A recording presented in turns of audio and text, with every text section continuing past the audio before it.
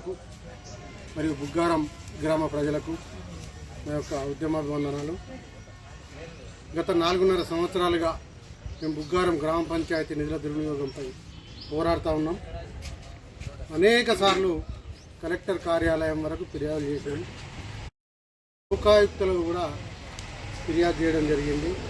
మరి సమాచార కమిషన్కి వెళ్ళి 18 ఈ ఫిర్యాదుల పైన తీర్పులు కూడా వెలువడ్డాయి, తీర్పులు కూడా వచ్చినాయి.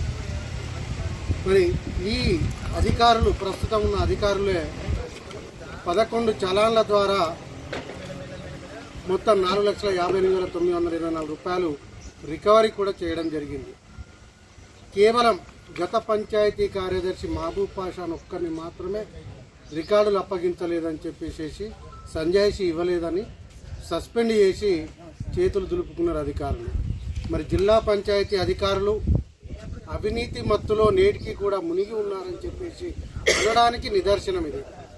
11 చలాన్ల ద్వారా 4,58,924 రూపాయలు రికవరీ చేసి కూడా సర్పంచ్ని, ఉప సర్పంచ్ని, ప్రస్తుతం ఉన్న కార్యదర్శిని మరియు పాలకవర్గంలోని 12 మంది వార్డు సభ్యులలో ఒకరు రాజీనామా చేసి వెళ్ళారు. మిగతా 11 మందిని ఈ సస్పెండ్ చేయకపోవడం ఇది చట్ట విరుద్ధం, నేరం కూడా. మరి తెలంగాణ పంచాయతీరాజ్ చట్టం ప్రకారమే ఎందుకు సస్పెండ్ చేయడం లేదని కూడా అడగడం జరిగింది. మరి అదే పంచాయతీరాజ్ చట్టం ప్రకారంగా ఏ 5,000, 1,000, 2,000 రికవర్ అయినా సస్పెండ్ చేసిన దాఖలాలు ఉన్నాయి. మరి 4,58,924 రూపాయలు రికవరీ చేసి కూడా సస్పెండ్ చేయకపోవడం శోచనీయం. ఇది జిల్లా ఉన్నతాధికారులు అవినీతి మత్తులో ఇంకా కూడా మునిగి ఉన్నారా అని అనడానికి నిదర్శనంగా మేము పేర్కొంటా ఉన్నాం. మరి ఎందుకు నిదర్శనంగా మేము మరింత ఉద్యమంగా కూడా పోరాడి ఈ మంగళవారం రోజు 23వ తారీఖున ముఖ్యమంత్రి కార్యాలయానికి కూడా వెళ్ళి ప్రజా దర్బార్లో రేవంత్ రెడ్డి గారికి ఫిర్యాదు చేయడానికి మేము అన్నీ కూడా సిద్ధం చేసుకున్నాం.